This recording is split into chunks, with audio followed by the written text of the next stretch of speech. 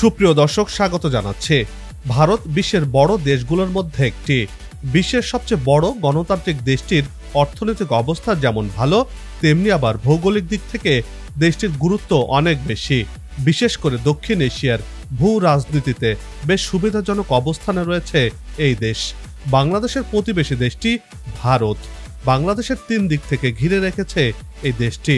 অর্থনৈতিক দিক থেকে ভারত থেকে পিছিয়ে থাকলেও ভৌগোলিক দিক থেকে ঠিক তার উল্টো পথে রয়েছে লাল সবুজের এই দেশ।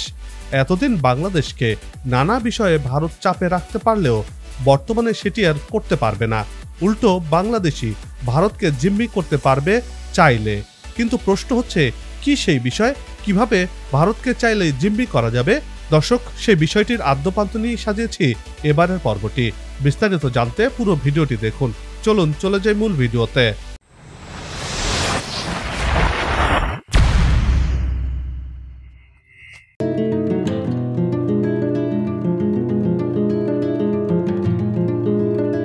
ভারত ভৌগোলিক আয়তনের বিচারে দক্ষিণ এশিয়ার বৃহত্তম এবং বিশ্বের 7ম বড় রাষ্ট্র। সুপ্রাচীনকাল থেকেই ভারতীয় উপমহাদেশ অর্থনৈতিকভাবে সমৃদ্ধ এবং সাংস্কৃতিক ঐতিহ্যের জন্য সুপরিচিত। অন্যদিকে জনসংখ্যার বিচারে এটি বিশ্বের সর্বাধিক জনবহুল রাষ্ট্র।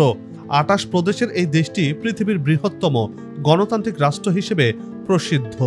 ভারতের পশ্চিম সীমান্তে পাকিস্তান, উত্তর পূর্বে চীন, নেপাল ও ভুটান এবং পূর্বে বাংলাদেশ ও মিয়ানমারের অবস্থান। অন্যদিকে ভারত মহাসাগরে অবস্থিত শ্রীলঙ্কা, মালদ্বীপ ও ইন্দোনেশিয়া।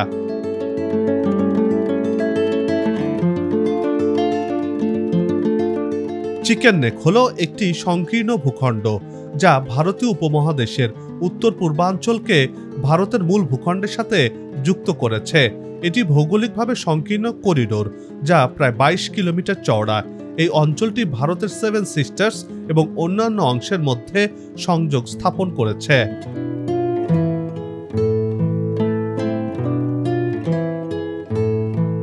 ভারতের শিলিগুড়ি করিডোর চিকেন নেক বা মুরগির ঘাড় হিসেবে পরিচিত। ভৌগোলিকভাবে শিলিগুড়ি করিডোর ভারতের পশ্চিমবঙ্গ প্রদেশে অবস্থিত। এটি দার্জিলিং ও জলপাইগুড়ি জেলার মধ্য দিয়ে বিস্তৃত। এর কেন্দ্রবিন্দু শিলিগুড়ি শহর, যা এই সংকীর্ণ করিডোরের প্রধান অংশ হিসেবে পরিচিত। শিলিগুড়ি একটি প্রধান বাণিজ্যিক হাব এবং উত্তর পূর্ব ভারতের প্রবেশদ্বার হিসেবে বিবেচিত। এই করিডোরকে দোধারী তলোয়ার, অ্যাকিলিস হিল বা গোড়ালি হিসেবেও ডাকা হয়ে থাকে। ভৌগোলিক অবস্থানের গুরুত্ব এবং ভারত প্রজাতন্ত্রের যোগাযোগ, নিরাপত্তা ও রাজনৈতিক বিবেচনায় শিলিগুড়ি করিডোরকে এত নামে ডাকা হয়ে থাকে।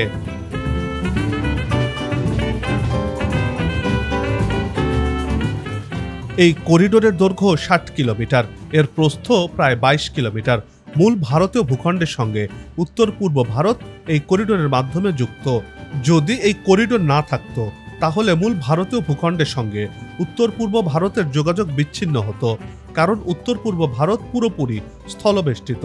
এর আশপাশে কোথাও কোনো সমুদ্র নেই।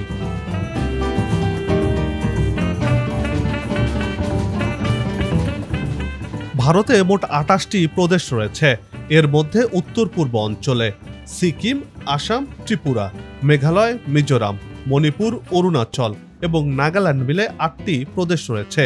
সিকিম বাদে বাকি 7টি প্রদেশকে একত্রে 7 সিস্টার্স হিসেবে ডাকা হয়ে থাকে।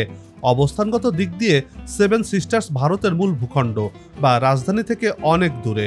নৃতাত্ত্বিক ও সাংস্কৃতিক দৃষ্টিকোণ থেকে এসব অঞ্চলের সঙ্গে মিয়ানমারের সাদৃশ্য বেশি এবং সেটি দেখতে পাওয়া যায়।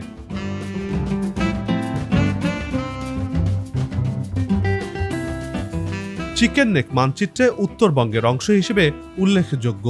চিকেন নেকের পশ্চিমে নেপাল এবং পূর্বে বাংলাদেশের সীমান্ত রয়েছে। মানচিত্রে এটি এমনভাবে স্থাপন করা হয়েছে যে এটি একদিকে ভারতের অভ্যন্তরীণ সংযোগ নিশ্চিত করে, অন্যদিকে আন্তর্জাতিক সীমান্তের ঘনিষ্ঠতাও দেখতে পাওয়া যায়। রাজনৈতিকভাবে অরুণাচল প্রদেশের অনেক বড় অংশকে দক্ষিণ তিব্বত হিসেবে চিহ্নিত করে চীন। এই অংশকে তারা চীনের অন্তর্গত হিসেবে দাবিও করে। সার্বিক বিবেচনায় শিলিগুড়ি করিডোর অ্যাকিলিসের গোড়ালি হিসেবেও বিবেচিত।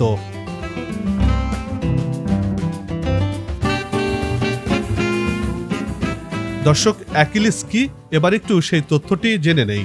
গ্রিক মহাকাব্যের মহাবীর অ্যাকিলিসের প্রায় পুরো শরীরের কোথাও অস্ত্রের আঘাত কার্যকর হতো না, কিন্তু তার গোড়ালি ছিল ব্যতিক্রম। রূপকথায় উল্লেখ পাওয়া যায়, ট্রোজান যুদ্ধে ট্রোজান রাজপুত্র প্যারিসের নিক্ষিপ্ত তীর অ্যাকিলিসের গোড়ালিতে আঘাত করতে সমর্থ হয়েছিল। এর ফলে মহাবীর নিহত হয়েছিলেন। আপাতত দৃষ্টিতে শক্তিশালী কারো গুরুত্বপূর্ণ দুর্বলতাকে অ্যাকিলিসের হিল বলা হয়ে থাকে, যেটি ভারতের চিকেন নেক।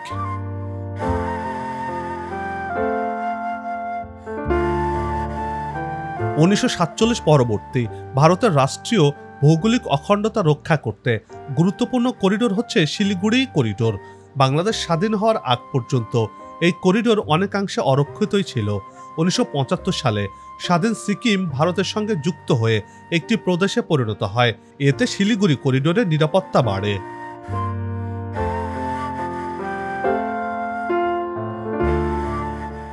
শিলিগুড়ি করিডোর দিয়ে যে রেলপথ গেছে সেটিতে মাত্র একটি লাইন রয়েছে। এই করিডোরটি প্রায় ভূমিধস এবং অন্যান্য প্রাকৃতিক দুর্যোগের কবলে পড়ে ক্ষতিগ্রস্ত হয়। এই করিডোর থেকে চীনের দূরত্ব খুব বেশি নয়।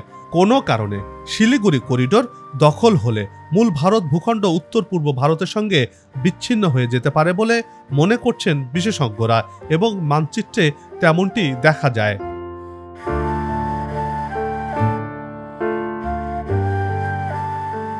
চিকেন নেক বাংলাদেশের জন্য ভূ রাজনৈতিক ও অর্থনৈতিক দিক থেকে অত্যন্ত গুরুত্বপূর্ণ। এটি ভারতের উত্তর পূর্বাঞ্চলীয় রাজ্যগুলোর সাথে বাংলাদেশের সহজ ও দ্রুত সংযোগের একটি গুরুত্বপূর্ণ রুট। বাংলাদেশ ভারত বাণিজ্যিক সম্পর্ক উন্নয়নে এবং যোগাযোগ ব্যবস্থা শক্তিশালী করতে চিকেন নেকের ভূমিকাও বেশ উল্লেখযোগ্য। এ অঞ্চলে শান্তি ও স্থিতিশীলতা বজায় রাখতে সাহায্য করে এই চিকেন নেক।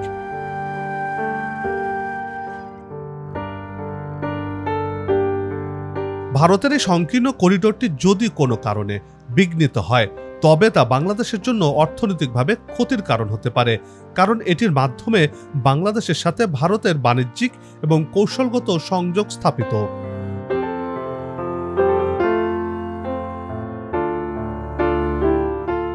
বাংলাদেশ, নেপাল ও ভুটান সীমান্ত এই তিন দিক থেকে ঘেরা করিডোরটি। এ থেকে চীনের নিয়ন্ত্রণে থাকা তিব্বতের চুম্বি ভ্যালির দূরত্ব মাত্র 130 কিলোমিটার। বিশেষজ্ঞরা বলছেন, চীনা সামরিক বাহিনী শুধু 130 কিলোমিটার এগিয়ে এলেই পশ্চিমবঙ্গের একাংশ সহ উত্তর পূর্বাঞ্চলীয় রাজ্যগুলো থেকে বাকি ভারত পুরোপুরি বিচ্ছিন্ন হয়ে পড়বে। একই সঙ্গে ভুটান থেকেও বিচ্ছিন্ন হয়ে যাবে ভারত। এক চুক্তির ভিত্তিতে দেশটির সামরিক নিরাপত্তা বিধানের ভার এখন পুরোপুরি ভারতের ওপরে রয়েছে। এরই ভিত্তিতে 2017 সালে লোকলা মালভূমিতে চীনা সৈন্যদের মুখোমুখি হয়েছিল ভারত।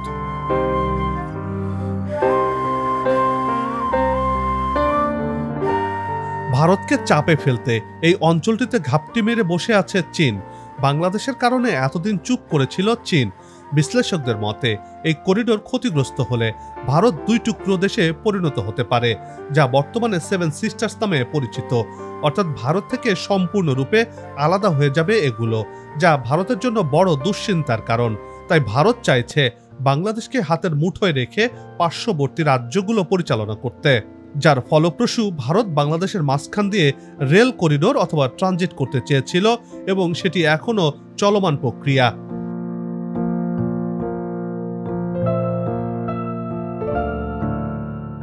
সামরিক এবং রাজনৈতিকভাবে বাংলাদেশ ভারতের কাছে খুবই গুরুত্বপূর্ণ, কারণ চীন যে কোনো মুহূর্তেই শিলিগুড়ি সংযোগস্থল ভারতের জন্য বন্ধ করে দিতে পারে। তাই বাংলাদেশ হয়ে উঠতে পারে ভারতের জন্য একমাত্র ভরসা।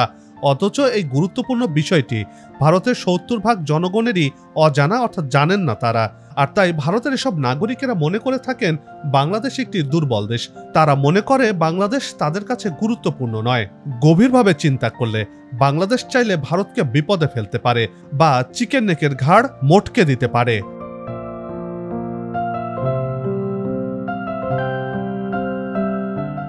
শিলিগুড়ি করিডোরের নিরাপত্তা নিয়ে ভারতের প্রথম উদ্বেগ দেখা দেয় 1962 সালে। চীন ও ভারতের মধ্যে যুদ্ধ অঞ্চলটির নিরাপত্তা কৌশলগত গুরুত্বকে প্রথমবারের মতো সামনে নিয়ে আসে। পাকিস্তানের অংশ হওয়ায় ওই সময়ে পূর্ব বাংলা থেকেও করিডোরটি আক্রান্ত হওয়ার আশঙ্কায় ভুগেছে ভারত।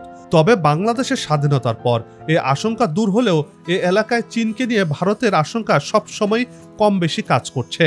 ভারতের ঘনিষ্ঠজন হিসেবে পরিচিত আওয়ামী লীগ সরকার পরিবর্তনের কারণে সেই সংখ্যা নতুন করে তৈরি হয়েছে বলেও অনেক বিশেষজ্ঞই মনে করছেন।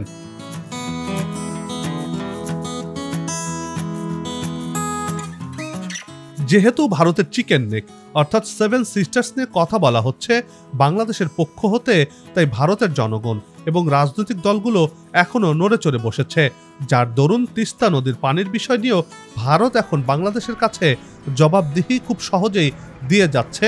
অন্যদিকে ফারাক্কার বিষয়েও তারা নমনীয়, যে চুক্তি হয়েছিল তার ন্যায্য হিস্সা পেতে যাচ্ছে বাংলাদেশ, আর যদি না পায় তাহলে চাইলেই এই চিকেন নেকের সাহায্য নিয়ে বাংলাদেশ তার অধিকার প্রতিষ্ঠা করতে পারে, একই সাথে ভারতের উপর চাপ সৃষ্টি করতে পারে বাংলাদেশ।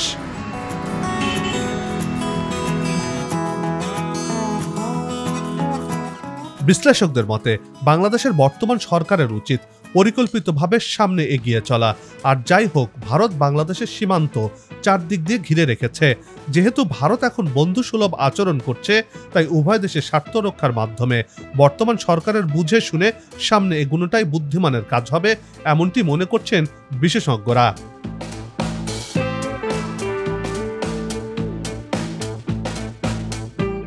সবাই মিলে গাছ লাগাই, দেশের পরিবেশকে বাঁচাই, আসুক নতুন দিন, লাগুক খাওয়া উন্নয়নের পালে, এমন প্রত্যাশা রেখে পর্ব থেকে বিদায় নিচ্ছি। তবে যাবার আগে একই অনুরোধ, যেখানে সেখানে ময়লা আবর্জনা ফেলবেন না, পরিবেশের ক্ষতি করবেন না, অযথা হর্ন বাজাবেন না, আপনার দেশের সৌন্দর্য রক্ষায় পোস্টার লাগানো থেকে বিরত থাকুন। যদি চ্যানেলটিতে নতুন হয়ে থাকেন, ভিডিওটি ভালো লাগে, তাহলে চ্যানেলটি সাবস্ক্রাইব করে ভালোবাসায় আবদ্ধ করবেন। ভালো লাগা না লাগার বিষয়টি কমেন্টে লিখে জানাবেন। কি ধরনের ভিডিও দেখতে চান তাও জানানোর অনুরোধ রইল। আগামীতে আবারও দেখা হবে নতুন কোনো জায়গা, তথ্য, ইতিহাস আর উন্নয়ন চিত্র নিয়ে। নিজে ভালো থাকুন, দেশকে ভালো রাখুন, আমাদের সাথেই থাকুন, দেখতে থাকুন দেশের এগিয়ে যাওয়ার চিত্র। ধন্যবাদ।